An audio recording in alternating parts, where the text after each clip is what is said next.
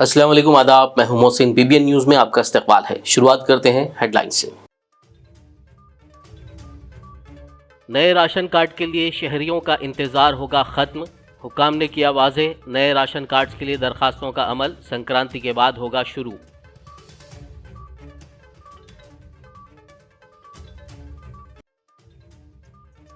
CM Revanth Reddy का Hyderabad water board के अहदेदारों के साथ इजलास। 2025 तक शहर को ताज़ा पानी की फरहमी के लिए बुनियादी ढांचे का मंसूबा तैयार करने की दी हिदायत।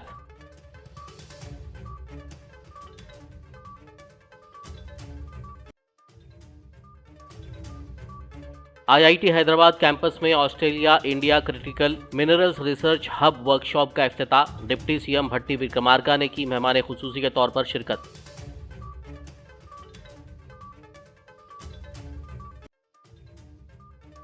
मुल्क की पहली खातून टीचर सावित्रीबाई फूले की आज 194वीं यौम पैदाइश।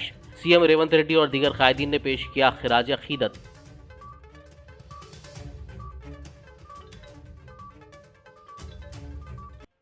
कांग्रेस और बीजेपी ने हर कदम पर बीसी तबकात के साथ की है नाइंसाफी। इंदिरा पार्क पर मुनक्किदा बीसी महासभा से वीआरएस एमएलसी के कविता का खिताब। तेलंगाना हुकूमत से 42% बीसी रिजर्वेशन और मरकज से कास्ट सेंसस का मुतालबा।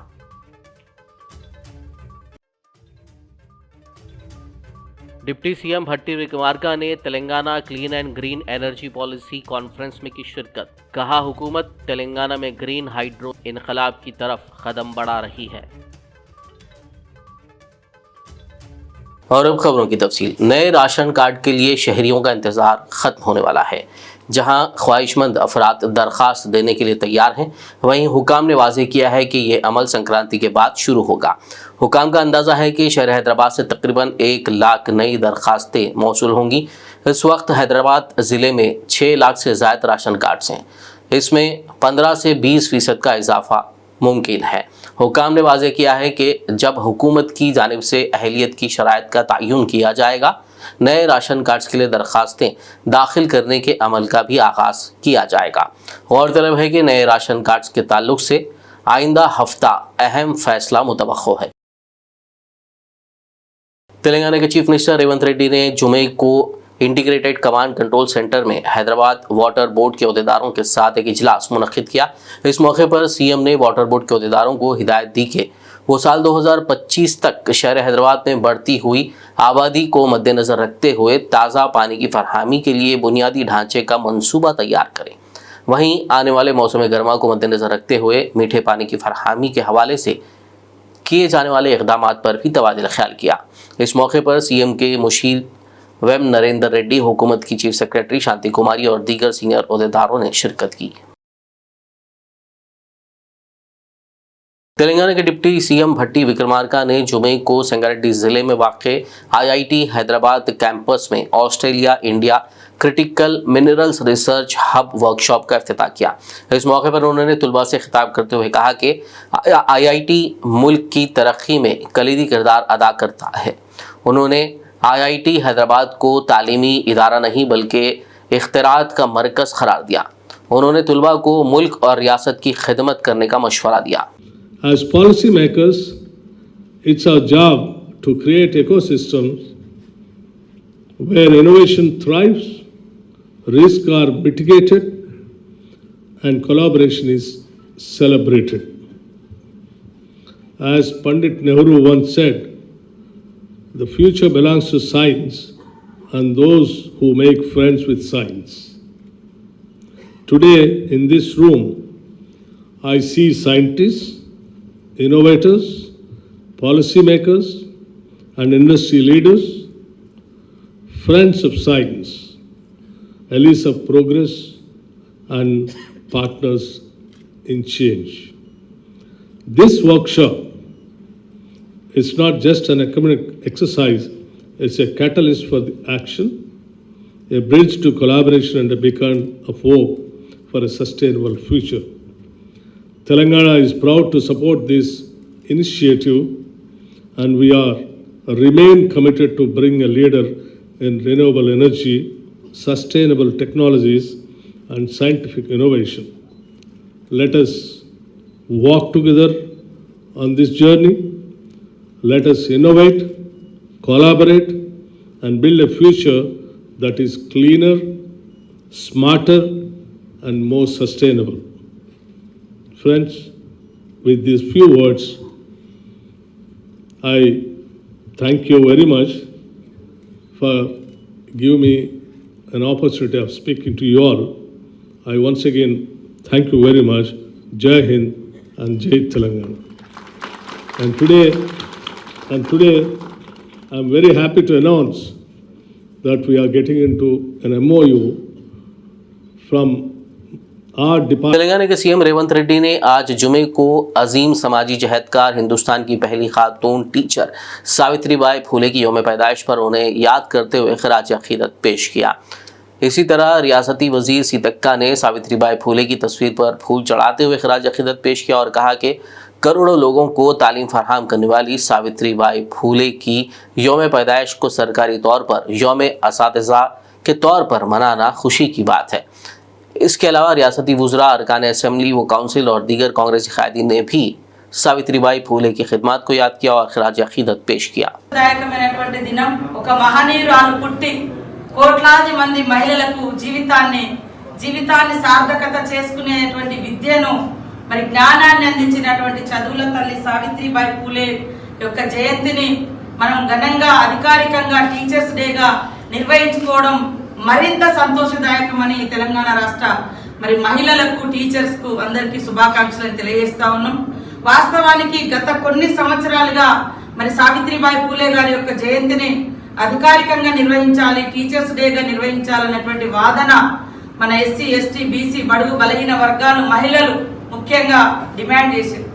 కానీ అది 10 ఏళ్లలో తెలంగాణ ఉద్యమం ద్వారా తెలంగాణ సాధించుకున్నా కూడా ఉద్యమ నేపథ్యం ఉన్నటువంటి గొప్ప వ్యక్తులకు ఆ గుర్తింపు అనేది రాలేదు। కానీ సీఎం రేవంత్ రెడ్డి గారు మీరు కూడా చూసిరు, జయరాజన్న లాంటి గొప్ప కవులను, మేధావులను, ఉద్యమ నేపథ్యం ఉన్నటువంటి వాళ్ళ యొక్క త్యాగాన్ని గుర్తించి వాళ్ళను గౌరవించడంతో పాటు వాళ్ళకి ఎప్పుడు కూడా ఒక పురస్కారాలు, గద్దరన్న లాంటి మహనీయులకు కూడా ఇవాళ దోపిడీని ప్రశ్నించినటువంటి మహానేతలకు గుర్తింపునిస్తున్నటువంటి ప్రభుత్వం సీఎం రేవంత్ రెడ్డి గారి ప్రభుత్వం। మరి ఈ విషయాన్ని గత జనవరి 3వ తారీఖు నుంచి అనేక మీటింగ్లలో కూడా మన సంఘాలు నా దృష్టికి తీసుకురావడం జరిగింది। ఎట్టి పరిస్థితులలో వచ్చేసారి ఎందుకంటే పోయినసారి మనం తొందరగా వచ్చిన్నాం, అధికారంలో ఉన్నాం కాబట్టి అప్పటిదప్పుడు లేదు, కానీ నెక్స్ట్ టైం వరకు మీరు ఇది సాధించాలని చెప్పడం జరిగింది। దానికి తోడు మరి అద్దంకి దయాకర్ అన్న కానీ, మేము కానీ, తను మరి మన రమేష్ గారు, వీరు వారందరూ కూడా మొన్న మళ్ళీ మరొకసారి తీసుకురావడం జరిగింది। తెల్లారి మేము మరి సీఎం గారికి నూతన సంవత్సర శుభాకాంక్షలు తెలియజేస్తూ వారిని ఒకటే కోరిక చెప్పడం జరిగింది। ఇది మహిళల समग्र शिक्षा मुलाजमीन का एक वफद प्लानिंग बोर्ड वाइस चेयरमैन जी चन्ना रेड्डी की क़यादत में मरकजी वजीर जी किशन रेड्डी से मुलाकात की और समग्र शिक्षा मुलाजमीन को दरपेश मसाइल के हल के लिए एक याददाश्त हवाले की। इस मौके पर मरकजी वजीर किशन रेड्डी ने मसाइल की यकसुई का तयक़ुन दिया। इस मौके पर एम्प्लॉयज़ यूनियन के रियासती सदर यादगिरी, कारगुजार सदर अनिल चारी और दीगर मौजूद थे।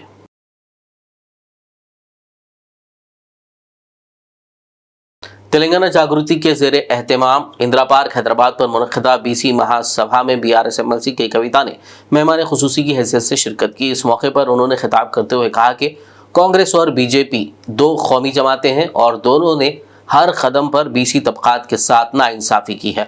उन्होंने कहा कि NTR, KCR, ममता बनर्जी, नवीन पटनायक जैसे कायदीन की क़यादत में सिर्फ इलाक़ाई पार्टियों ने BC के साथ इंसाफ किया है। MLC कविता ने रेवंत रेड्डी हुकूमत पर जोर दिया कि वो आने वाले बल्दियाती इंतखाबात से कबल BC के लिए 42% रिजर्वेशन नाफिज करें। इसके अलावा कविता ने मरकजी हुकूमत से मुतालबा किया कि वो फौरी तौर पर 2025 में होने वाली आम मरदूमशुमारी के हिस्से के तौर पर कास्ट सेंसस भी करवाएं। उन्होंने जोर देकर कहा कि जब तक ये दोनों मुतालबात पूरे नहीं होते हैं उनकी जिद्दोजहद जारी रहेगी। इस मौके पर कविता ने सावित्रीबाई फूले की यौम पैदाइश के ज़िमन में उनके मुजस्समे पर फूल चढ़ाए और खिराज अकीदत पेश किया। 13 ఏళ్లకు అప్పుడు విద్యలో రిజర్వేషన్ వచ్చింది అంటే నెహ్రూ గారి రాజ్యంలో అన్యాయమే, ఇందిరమ్మ రాజ్యంలో బీసీలకు అన్యాయమే। తర్వాత రాజీవ్ గాంధీ గారు వస్తే ఇదే విపి సింగ్ గారు నేను అమలు చేస్తున్న మండల్ కమిషన్ రిపోర్ట్ అంటే పార్లమెంటులో గంటన్నర మాట్లాడతారు రాజీవ్ గాంధీ గారు. మాట్లాడి ఏమంటారు, బీసీలకు రిజర్వేషన్లు ఇస్తే ఈ దేశం విచ్ఛిన్నం అయిపోతుందని చెప్పి ఆనాడు రాజీవ్ గాంధీ గారు మాట్లాడినరు. ఇది చరిత్ర కాదని లేని వాస్తవం, ఇది తప్ప అని నేను కాంగ్రెస్ వాళ్ళని వాళ్ళు అడుగుతా ఉన్నా. ఆ తర్వాత 2006లో విద్యలో వచ్చింది రిజర్వేషన్. ఇక కొట్లాడంగా మరి సోనియమ్మ రాజ్యం వచ్చింది. సోనియమ్మ రాజ్యంలో 2011లో కులగణన చేస్తామని చెప్పి మొదలుపెట్టిండ్రు. 4500 కోట్ల రూపాయలు ఖర్చు పెట్టిండ్రు, కులగణన చేసిండ్రు. కానీ ఆ రిపోర్ట్ మాత్రం ఇంతవరకు బయట పెట్టలే. ఎందుకోసం భయం? మనం ఎంతమంది ఉన్నామో తెలిస్తే అంత వాటా ఇవ్వాల్సి వస్తుందని భయం తప్పితే ఇంకొకటి ఏమీ లేదు. 4500 కోట్లు ఖర్చు పెట్టి సోనియమ్మ ఆ రిపోర్ట్ ఇవ్వకుండానే వెళ్ళిపోయింది. ఆ తర్వాత బీజేపీ ప్రభుత్వం 2014లో వచ్చింది. వచ్చిన తర్వాత బీజేపీ వాళ్ళు కూడా ఆ రిపోర్ట్ బయట పెట్టలే. బయట పెట్టకుండా ఇప్పుడు ఏమంటారు, బాజాప్తా ఓపెన్గా చెప్తున్నారు బీజేపీ నాయకులు, మేము కులగణనకు వ్యతిరేకం, మేము కులగణన చెయ్యము అని చెప్తా ఉన్నారు ఇవాళ. అట్లా అని చెప్పి సుప్రీంకోర్టులో కూడా వాళ్ళు అఫిడవిట్ వేసిండ్రు. ఇవన్నీ ఎందుకు చెప్పుకుంటున్నామంటే 2 జాతీయ పార్టీలు, అది కాంగ్రెస్ కావచ్చు బీజేపీ కావచ్చు, అడుగడుగున బీసీలకు అన్యాయం చేసిరు తప్పితే ఎక్కడ కూడా న్యాయం చేయలే. ఇవాళ నేను ఇప్పుడు చెప్పినటువంటి విషయాలన్నీ ఏ ఒక్కటి అవాస్తవమైనా నేను రాజకీయాల్లోంచి శాశ్వతంగా తప్పుకుంటానని చెప్పి ఛాలెంజ్ చేస్తా ఉన్నా కాంగ్రెస్ పార్టీకి, బీజేపీ పార్టీకి. నేను కరెక్ట్ మాట్లాడుతా ఉన్నా, న్యాయబద్ధంగా మాట్లాడుతా ఉన్నా, ధర్మబద్ధంగా మాట్లాడుతా ఉన్నా. ఎవరన్నా डिप्टी सीएम मल्लू भट्टी विक्रमार्का ने जुमे को Telangana clean and green energy policy conference में शिरकत की। HICC में मुनक्किदा इस कॉन्फ्रेंस से खिताब करते हुए डिप्टी सीएम भट्टी विक्रमार्का ने कहा कि कांग्रेस हुकूमत तेलंगाना में ग्रीन हाइड्रोजन इनकलाब की तरफ कदम बढ़ा रही है। हुकूमत का मकसद तेलंगाना को ग्रीन एनर्जी में आलमी रहनुमा बनाना है। तेलंगाना की कांग्रेस हुकूमत 2030 तक 20,000 मेगावाट जखीरा करने की सलाहियत के हदफ के साथ आगे बढ़ रही है।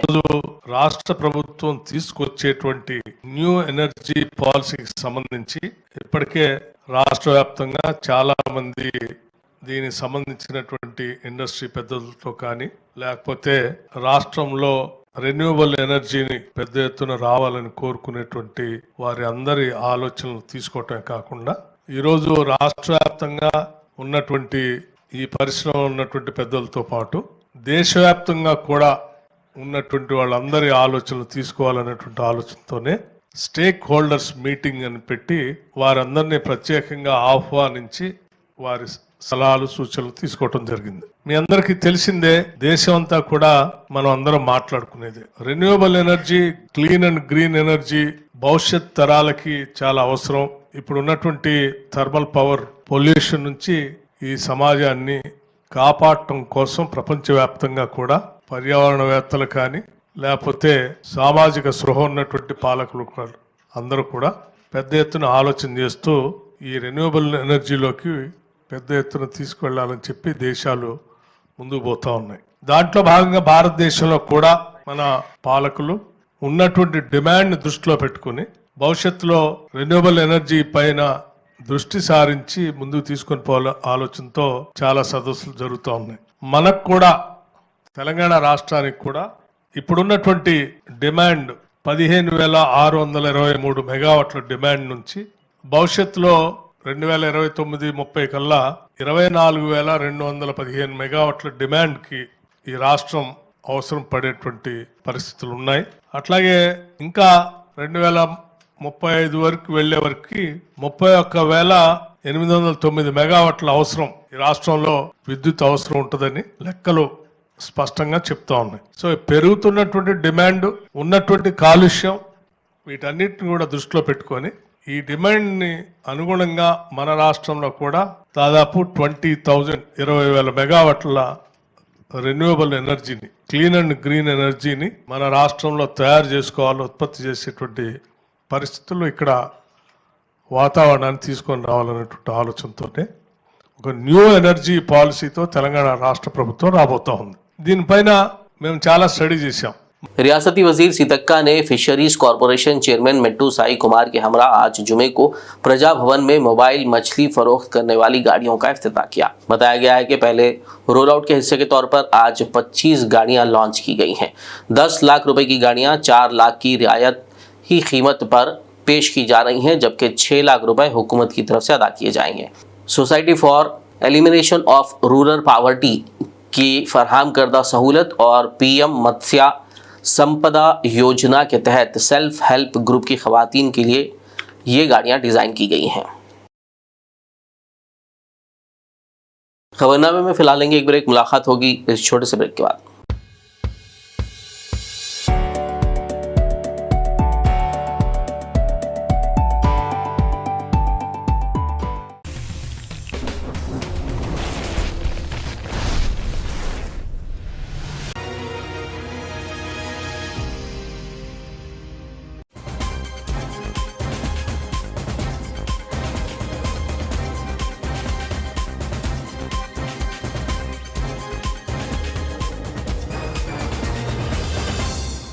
ब्रेक के बाद आपका दोबारा खैर मकदम है। आइए बढ़ते हैं मजीद खबरों की जानिब।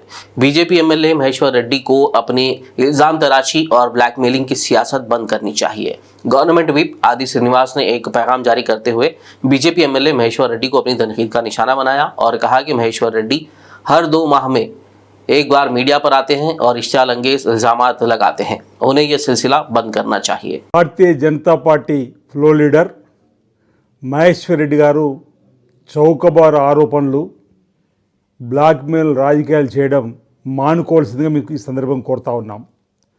2 నెలలకోసారి మీడియా ముందుకు వచ్చి నోటికి వచ్చినట్లు మాట్లాడడం, ఆరోపణలు చేయడం, హడావుడి చేయడం అనేది ప్రజలందరూ కూడా గమనిస్తున్న సందర్భం. అవినీతి అక్రమాలంటూ ఎక్కడెక్కడో మాటలు గాలి అంతా ఏదో తీసుకొని వచ్చినట్టుగా ఆడిపోసుకోవడం అనేది సరికాదని మాట సందర్భంగా చెప్తున్నాం.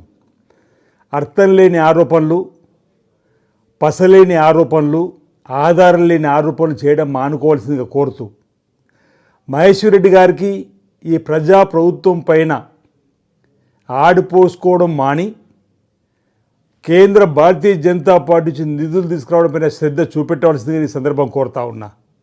ఒకవేళ మీ దగ్గర అవినీతి అక్రమాలకు సంబంధించిన సమాచారం ఉంటే కోర్టుకు వెళ్ళి కొట్లాడండి. లేదు మా నాయకుడు గౌరవ ముఖ్యమంత్రి రేవంత్ రెడ్డి గారికి ఇవ్వండి, మేము విచారణ జరిపించడానికి సిద్ధంగా ఉన్నామన్నమాట ఈ సందర్భం చెప్తా ఉన్నా.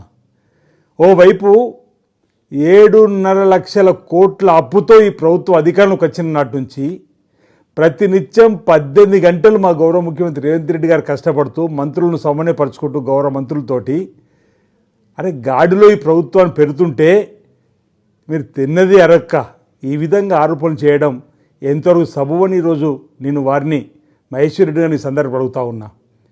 అరే గత ప్రభుత్వంలో జరిగిన అవినీతి పైన ఎందుకు మీరు నోరు మెదపలేదు అంటున్నాం. ఈరోజు గత ప్రభుత్వంలో జరిగిన అవినీతి అక్రమాలపైన కేటీఆర్ గారు ఫార్ములా ఈ రేస్ కార్ రేస్ సంబంధించిన దానిపైన మేము ముందుకు పోతా ఉంటే ఎందుకు మీరు వారిని వెనుకేసుకొని వచ్చే విధంగా మాట్లాడుతున్నారని చెప్పనేది. అసలు కేటీఆర్ని కానీ కేటీఆర్ కుటుంబాన్ని కానీ ఏనాడు కూడా పల్లెత్తు మాట్లాడకుండా ప్రజా ప్రభుత్వం పైన పసలేని ఆరోపణలు చేస్తూ ఎందుకు మీరు ఈ విధంగా ప్రభుత్వం పైన ఆడిపోసుకుంటారో చెప్పని అడుగుతున్నా.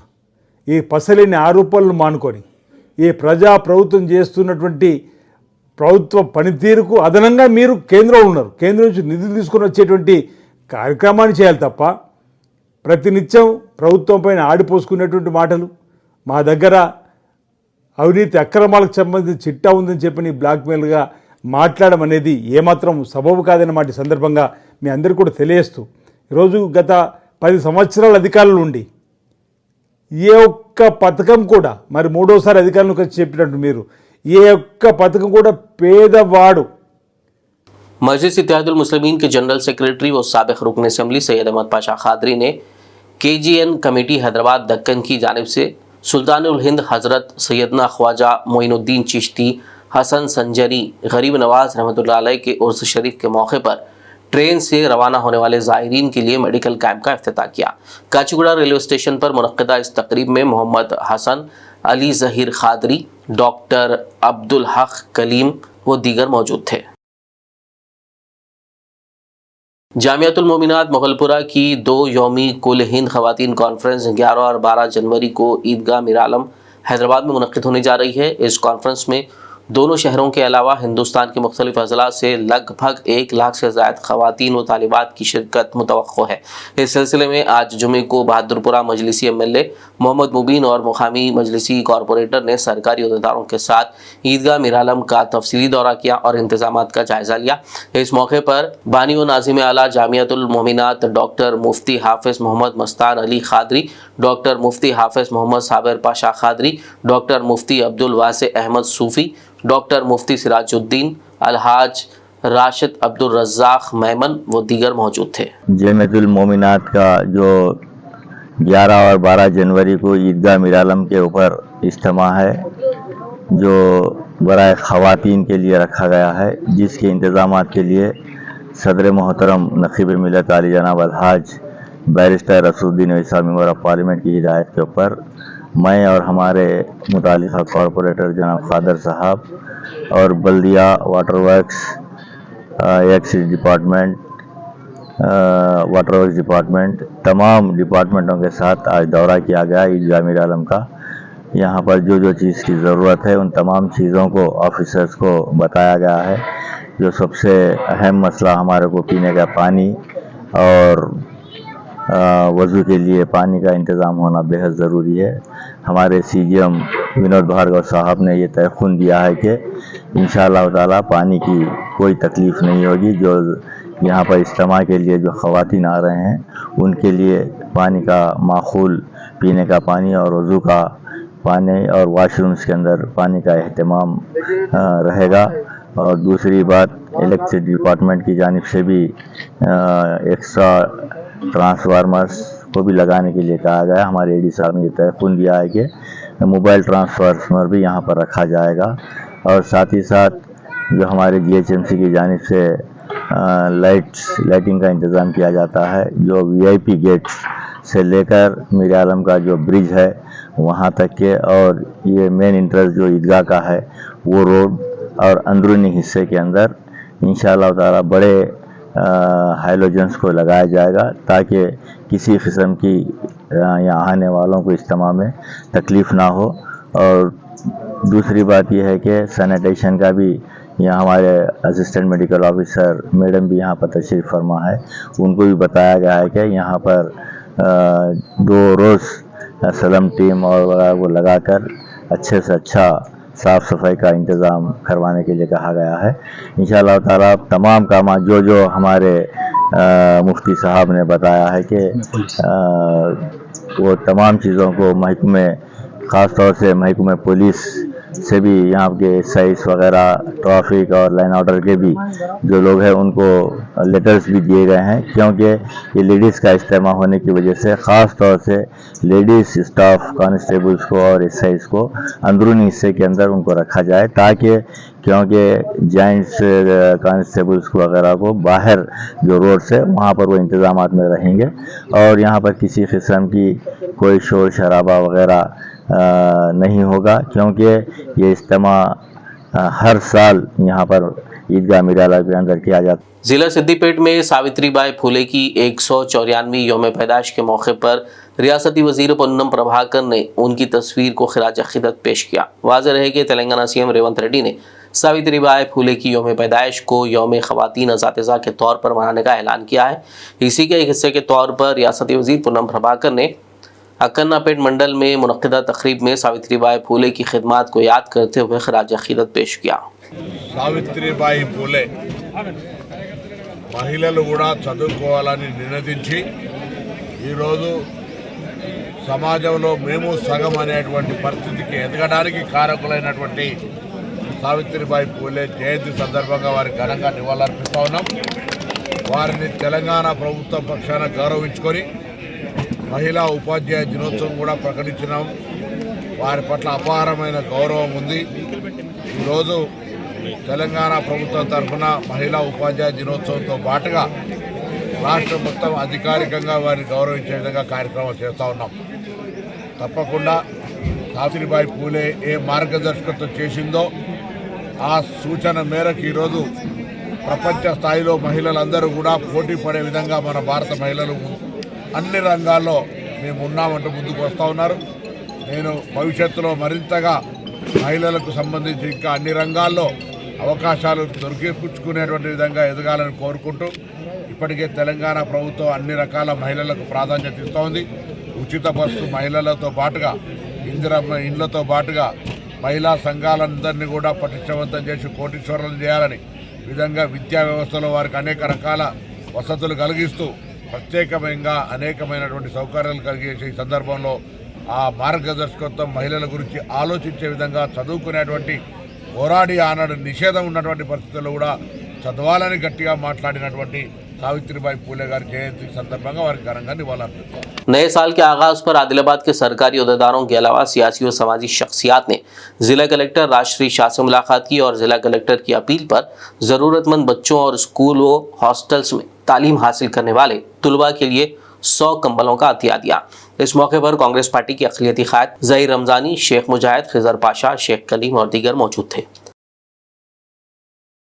जिले जगतियाल के धरोवर नदी में मछली के जाल में एक बड़ा अजदाहा फंस गया।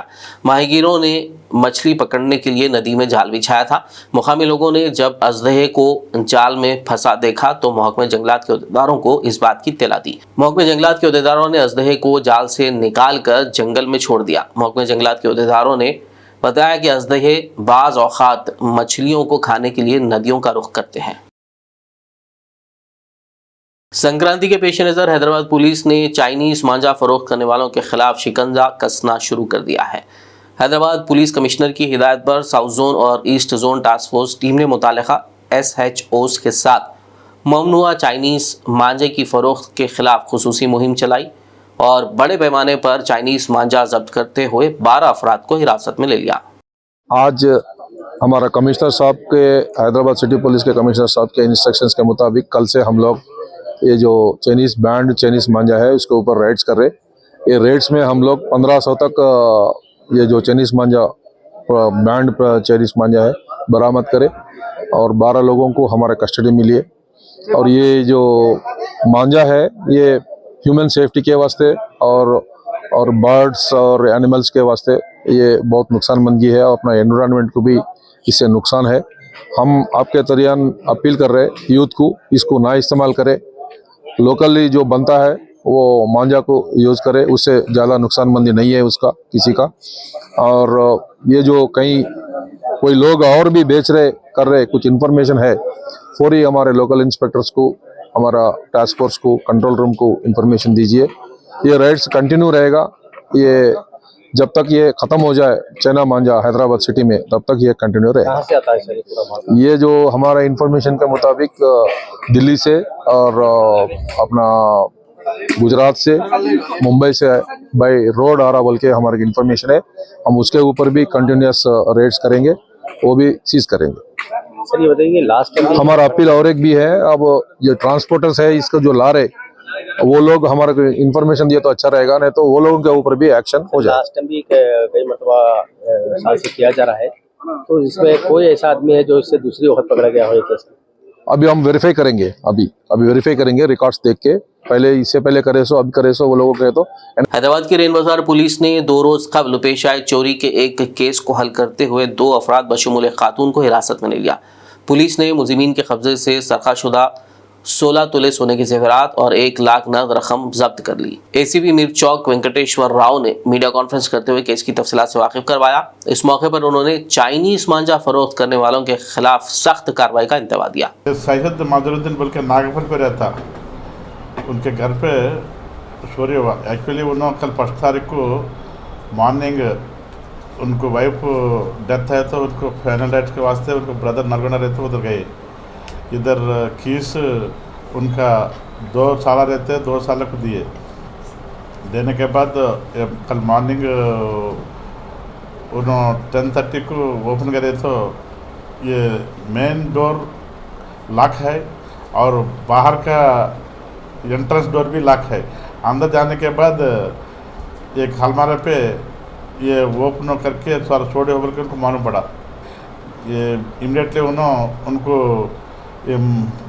कंप्लेंट को घर वालों को साला को ना फ़ोन करे तो साथ मजरुद्दीन आके चेक करे तो उनके घर पे 16 तोला गोल्ड और 1 लाख कैश म्यूनसिपल बोल के नो इवनिंग 6:30 को कंप्लेंट दिए।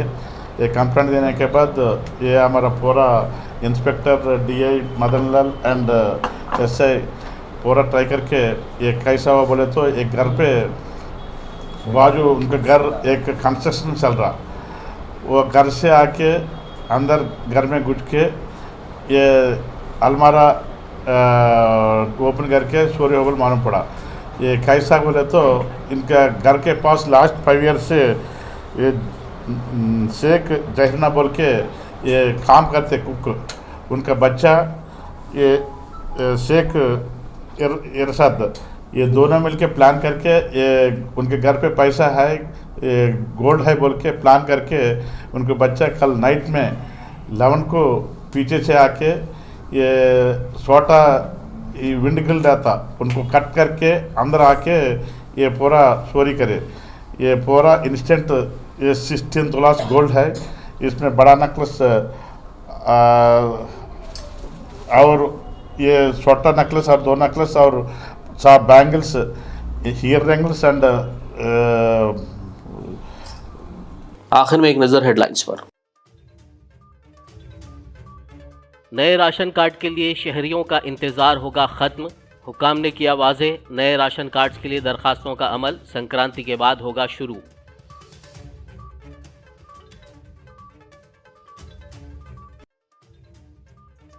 सीएम रेवंत रेड्डी का हैदराबाद वाटर बोर्ड के अहदेदारों के साथ इजलास। 2025 तक शहर को ताज़ा पानी की फरहमी के लिए बुनियादी ढांचे का मंसूबा तैयार करने की दी हिदायत।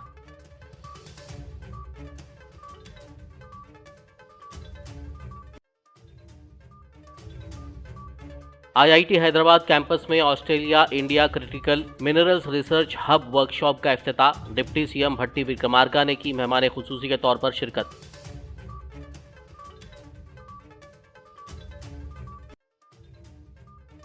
मुल्क की पहली खातून टीचर सावित्रीबाई फूले की आज 194वीं यौम पैदाइश। सीएम रेवंत रेड्डी और दीगर कायदीन ने पेश किया खिराज अकीदत।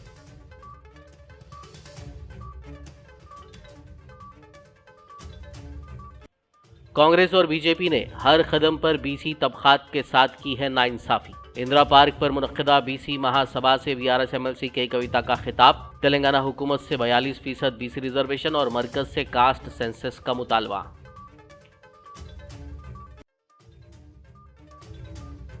डिप्टी सीएम भट्टी विक्रमार्का ने Telangana clean and green energy policy conference में की शिरकत। कहा हुकूमत तेलंगाना में ग्रीन हाइड्रो इनकलाब की तरफ कदम बढ़ा रही है। खबरनामे में फिलहाल बस इतना ही। ताज़ा तरीन अपडेट्स के लिए देखते रहिए BBN न्यूज़। YouTube और Facebook पर मौजूद हमारे वीडियोस को लाइक और शेयर ज़रूर कीजिए।